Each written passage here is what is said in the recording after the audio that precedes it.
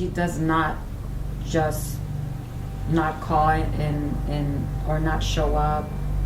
You know, if she has a commitment with you, she will be there. Everybody's been working together.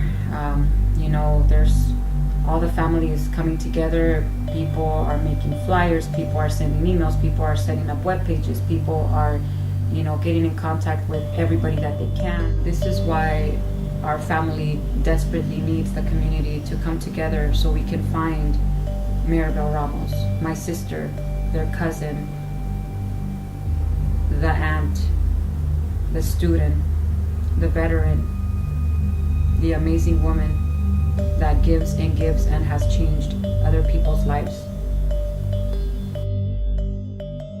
The call came quietly, almost hesitantly. On April 22, 2013, 36-year-old Maribel Ramos dialed 911 not because she was being attacked in that moment, but because she was afraid of what might come. Her voice trembled as she asked the dispatcher if the line was being recorded. Through sobs, she explained that her roommate frightened her. She admitted she had told him she owned a gun, though she didn't, hoping the bluff might keep him away from her door.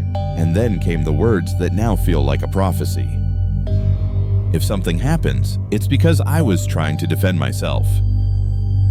This wasn't a stranger she feared, not some shadow lurking in the night. It was the man who lived in the next room, the man she once considered a friend. The bitter irony is that Maribel was no stranger to danger. She had survived war zones, serving 2 tours in Iraq as a U.S. Army paratrooper. She had jumped from planes, carried weapons through hostile terrain, and stared down threats most of us cannot imagine. Yet inside her own home, within the walls that should have been safest, she felt exposed, unprotected. That contrast is what makes her story so devastating. A soldier who had returned home to build a better life now feared the person she had let share it. So who was Maribel Ramos? She was more than a headline. To her family, she was the dependable one, the daughter who stepped up when her mother worked long hours, the sister who kept everything together, the aunt who inspired her niece. Friends remembered her as ambitious, compassionate, and fiercely determined. She had big plans, finishing her degree in criminal justice, starting a family, traveling, building a future finally her own. But just 10 days after that chilling phone call, those plans were silenced. On May 2nd, 2013, Maribel disappeared. Her car stayed parked outside her apartment. Her beloved dog was left alone inside. Her phone went dead. She missed her softball game, her campus job, even a speech she had been scheduled to give. For her family, the alarm was immediate. Maribel was never late, never unreliable. Something was terribly wrong. And as the days passed, the question shifted from where is Maribel to what happened inside that apartment she once called home. Long before the news cameras and crime scene tape, Maribel Ramos was simply a girl growing up in Orange, California. Her life was not easy. With her mother working 2 jobs to keep the family afloat, young Maribel often stepped into the role of caretaker. She wasn't just a sister, she was a second parent, someone her younger siblings leaned on when life felt overwhelming. Responsibility came early, but she carried it with quiet strength. Those who knew her as a child remembered her as ambitious and disciplined. She excelled in school, stayed focused, and had dreams bigger than the small apartment she grew up in. While other kids imagined careers in entertainment or business, Maribel's vision was different. She wanted to serve in law enforcement. Protecting others felt natural to her. After high school, she worked as a security guard, a small step toward her dream. But Maribel was never one to settle. In August 2001, just weeks before the September 11th attacks changed the world, she made a decision that would shape her future. She enlisted in the U.S. Army. When 9/11 happened, her path suddenly became far more dangerous. Soon, she was deployed overseas, first to South Korea, then to Iraq, where she served 2 tours of duty. The desert heat, the constant threat of violence, the exhausting uncertainty, it all tested her. Yet she rose through the ranks. becoming a sergeant. Fellow soldiers described her as tough but fair, someone who never backed down from hardship. She wasn't reckless, but she was brave. She jumped out of planes as a paratrooper, carried heavy gear, and stood guard through sleepless nights. In a place where fear could consume anyone, she was steady. But war leaves marks. For Maribel, the battles didn't end when she came home. Like many veterans, she carried the invisible scars of PTSD, hypervigilance, anxiety, the inability to fully relax.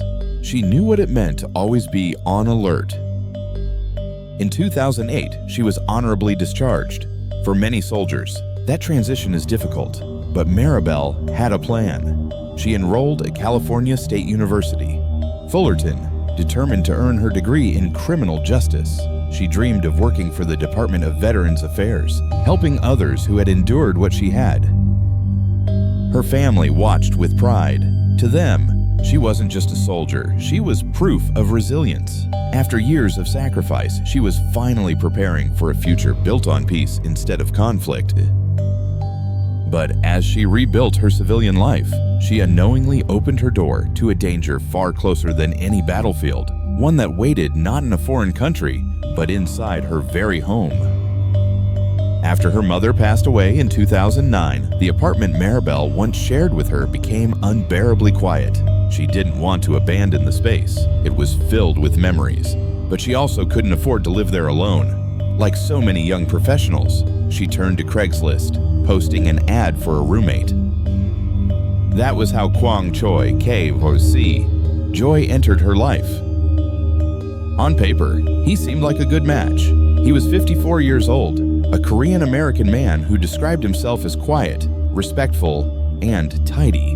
In his application, he emphasized that he was a non-smoker, only a social drinker, and wanted nothing more than a peaceful place to live with his small Yorkie dog.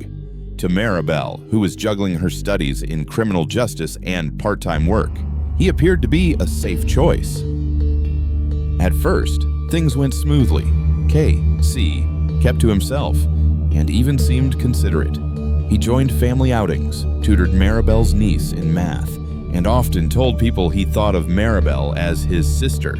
For a while, it seemed like she had found not just a roommate, but a friend. But beneath the surface, something else was growing. Over time, K.C.'s admiration drifted into something deeper, something Maribel never wanted. He began inviting her to karaoke nights, dance outings, even splurged on an Alaskan cruise for the two of them. To outsiders, it looked like generosity. To Maribel, it was uncomfortable. She tried to keep things friendly, but distant enough to set boundaries. Her sister Lucy later revealed that K.C. once confessed he was in love with Maribel. He even spoke of wanting to marry her and start a family. Alarmed, Lucy warned her sister, urging caution. Maribel responded with kindness but clarity. Romance was never an option. For most people, rejection stings but fades. For K.C., it seemed to fuel a dangerous persistence. He changed his wardrobe, got a tattoo, and even spent thousands of dollars on cosmetic surgery to look younger, all in hopes of winning her attention. It was no longer just about sharing rent. He was reshaping his identity around her. What Maribel saw as a practical arrangement, two people sharing an apartment, K.C. interpreted as the foundation of something more. And when it became clear that she didn't return his feelings, that fragile balance between them began to crack. The home Maribel had hoped would bring stability was slowly turning into a place of silent tension, where one person's unspoken obsession was tightening its grip. At first, the tension showed itself in small ways: missed rent payments, late excuses, and awkward silences. K.C. had lost his job and struggled financially. But to Maribel, responsibility was non-negotiable. She had survived war, carried her family, and fought her way through school. She wasn't about to tolerate a grown man dragging her down. By the spring of 2013, she had reached her breaking point. She told friends and her new boyfriend, Paul, that she wanted K.C. gone. She had already given him extensions, but his excuses never ended. According to Paul, she sounded exhausted and frustrated, repeating that she was done. On May 2nd, 2013, the argument boiled over. Maribel called Paul and put him on speaker. He could hear the tension in her voice as she demanded that Casey pack up and leave by the next day. Paul even offered to come over to help, but Maribel declined. She believed she could handle it herself. After all, she had handled far worse in her life. But weeks earlier, her instincts had already told her the situation was dangerous. On April 22nd, she had called 911 not because she was under attack in that moment, but because she feared what her roommate might do. Her voice cracked with fear as she told the dispatcher, "If something happens, it's because I was trying to defend myself. I told him I had a gun, but I don't. I do have a machete, and I'm afraid I might use it. I'm scared of him." She explained that KOC had developed feelings for her, that he was supposed to move out, but she no longer felt safe around him. She even worried she might hurt him first out of sheer fear.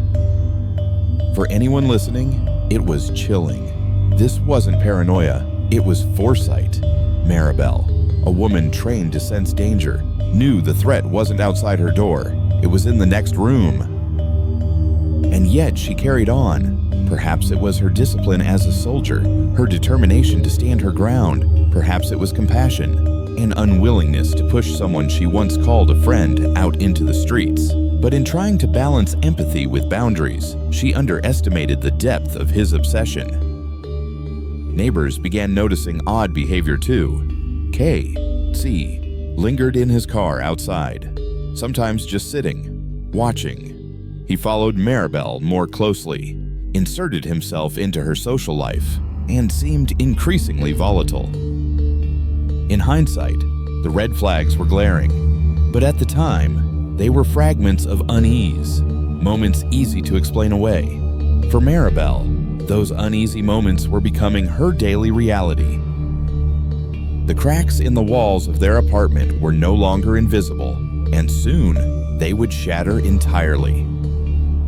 On the evening of May 2nd, 2013, cameras in Maribel's apartment complex captured her one last time. She walked into the manager's office wearing pajama bottoms and a tank top, casually dropping off her rent check before heading back toward her unit.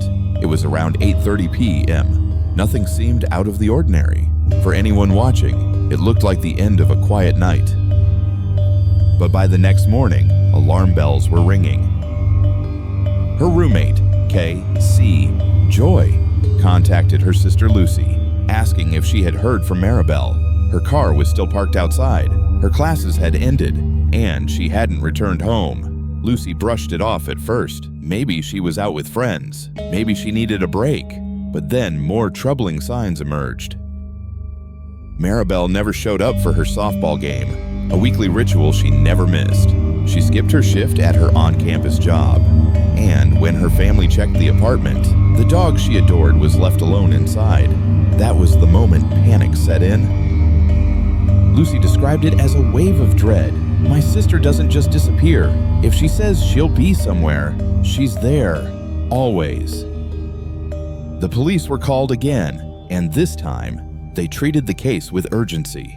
Officers entered the apartment but found no signs of forced entry, no broken locks, no smashed windows. Everything looked disturbingly normal, except for one detail. Maribel's bed was unmade, and a pillowcase was missing. For someone as meticulous and orderly as Maribel, that was unusual. Her purse, keys, and phone were gone, but there was no activity on any of them. Her phone had gone silent. To investigators, it looked less like a spontaneous getaway and more like something deliberate, something staged. The first person police turned to was her new boyfriend, Paul Lopez. After all, when a woman vanishes, partners are often scrutinized first. But Paul was cooperative, candid, and had a clear alibi. He was at work the entire night. His truck was GPS tracked, and nothing tied him to her disappearance. Investigators quickly cleared him. Attention shifted back to the man who had reported her missing in the first place, her roommate. For the moment, K.C. Joy seemed like a worried friend, even telling reporters that Maribel was his best friend and the only family he had. But as detectives dug deeper, his behavior began to raise unsettling questions. The mystery was no longer just where Maribel had gone. It was who inside her world knew more than they were willing to admit.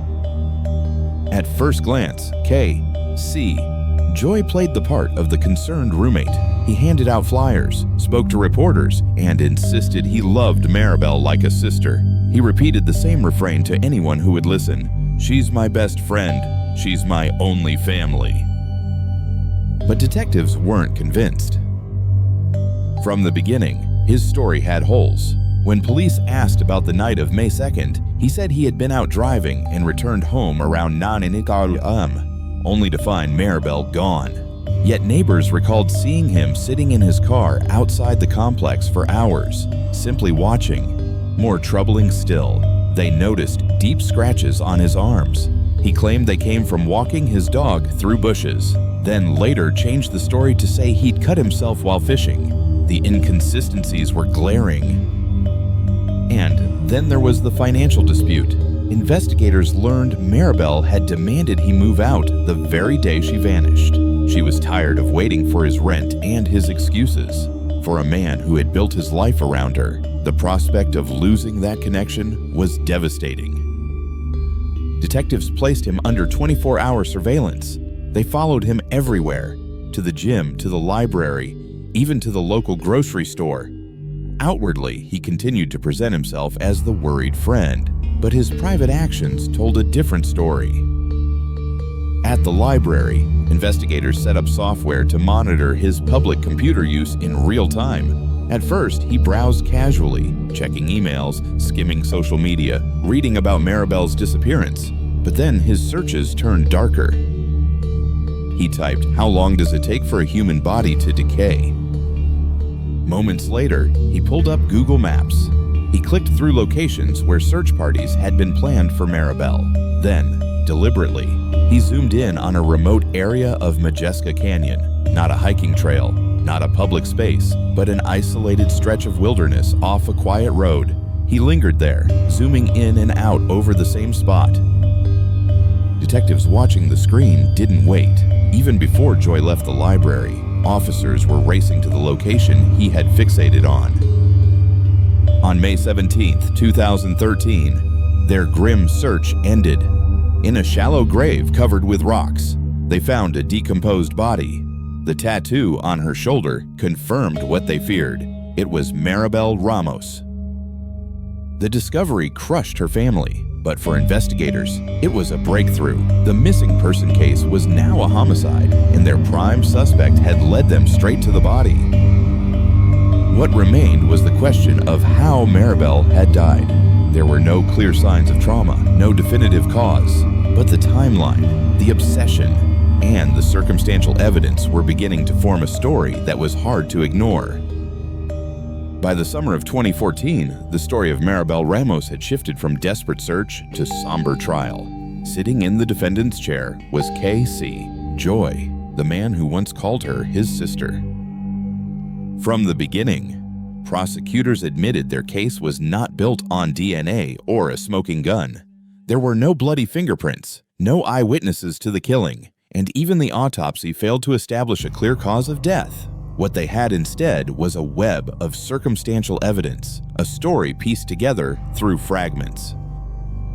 And yet, that story was powerful. The prosecution painted K.C. as a man whose life was unraveling. He was unemployed, behind on rent, isolated, and clinging desperately to the one person who gave him a sense of belonging, Maribel. When she finally demanded that he move out, it wasn't just the loss of an apartment. For him, it was the loss of the only anchor he had. That night, they argued, and by morning, she was gone.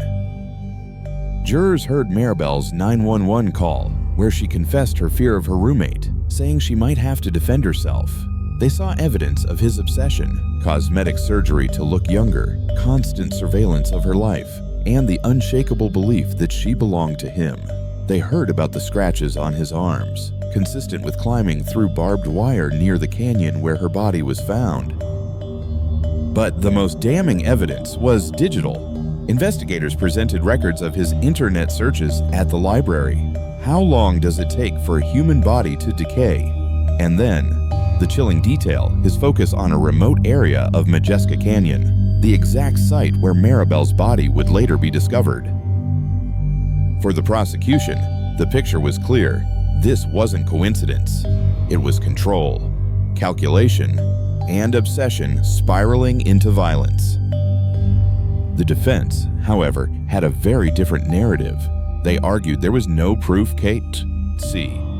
killed Maribel. They suggested she might have died accidentally, from a medical condition, or even by her own hand. They claimed Joy panicked when he found her dead and made the terrible decision to dispose of her body, fearing blame. They highlighted the gaps in the evidence: no cause of death, no forensic proof of suffocation, no eyewitness. They called the case Swiss cheese, full of holes. In closing arguments, the defense leaned into Joy's eccentricity. Is he odd? Yes, his lawyer admitted, but odd is not the same as guilty. The jury faced a difficult task. Was this enough to convict beyond a reasonable doubt? In circumstantial cases, doubt always lingers, but prosecutors reminded them of an old analogy. One pencil is easy to snap, but hold a bundle together, and it becomes unbreakable. Each piece of evidence on its own might be weak, but together, they formed a story that was nearly impossible to dismiss. After deliberation, the jury returned with a verdict: guilty of second-degree murder. For Maribel's family, it was bittersweet. They had justice, but it did not bring her back. For Joy, it was the beginning of a sentence, 15 years to life, that he would spend insisting he was innocent. And for the public, it was a chilling reminder: you don't always need fingerprints or DNA to see the truth. Sometimes the pattern of behavior is evidence enough. The verdict brought relief, but it could never erase the loss. When the judge pronounced 15 years to life for K.C. Joy, Maribel's family sat in the courtroom with tears in their eyes. For them, the sentence was not about vengeance. It was about recognition that the life of a daughter, a sister, an aunt, and a veteran had value, and that the man who betrayed her trust would be held accountable. Joy, however, refused to accept responsibility. In interviews from jail, he insisted he was innocent. He claimed he and Maribel were just platonic friends and maintained that he never hurt her. He even launched a letter-writing campaign, sending dozens of pleas to the judge, demanding a retrial. Later, he began writing a book titled Suspect: Guilty Until Proven Innocent, framing himself as the victim of a flawed system. But the courts did not agree. His appeals were denied. When his parole eligibility came up in 2022 and again in 2023, the board rejected his requests. Unless something changes, he will not face the parole board again until 2026. For Maribel's family, however, the focus was never on him. It was on honoring her. At her university graduation, her niece Giselle walked across the stage carrying Maribel's photo, accepting her degree on her behalf. The audience rose in a standing ovation, honoring not only her academic achievement, but also her service as a soldier and the sacrifice of her life. Giselle later said, "I lost a big sister, a best friend, another mother figure. But I want the world to know what a beautiful soul she was." Friends and fellow veterans echoed that sentiment.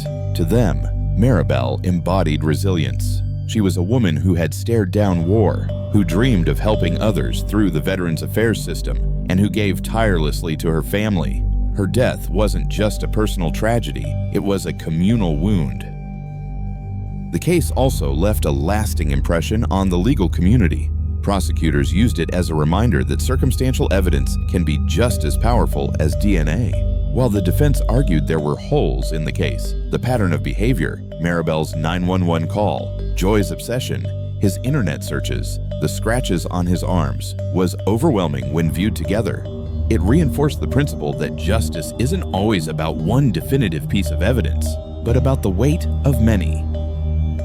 Most haunting of all was the reality of where Maribel died, in her own home. A soldier who had survived Iraq, who had jumped out of airplanes, who had fought to protect others, was taken not by an enemy abroad, but by the man she had once welcomed into her apartment as a friend. That cruel irony is what lingers. Her story is not just about violence. It is about trust, boundaries, and the dangers of ignoring red flags when someone's admiration turns into obsession. Today, when her family speaks of her, they don't focus on the horror of her final moments. They remember the light she brought into their lives, the laughter, the discipline, the unwavering love. They choose to define her not by her end, but by her courage and her compassion. And perhaps that is the true legacy of Maribel Ramos, a reminder that even in tragedy, a life of service, love, and resilience can leave a mark that no obsession, no betrayal, can ever erase.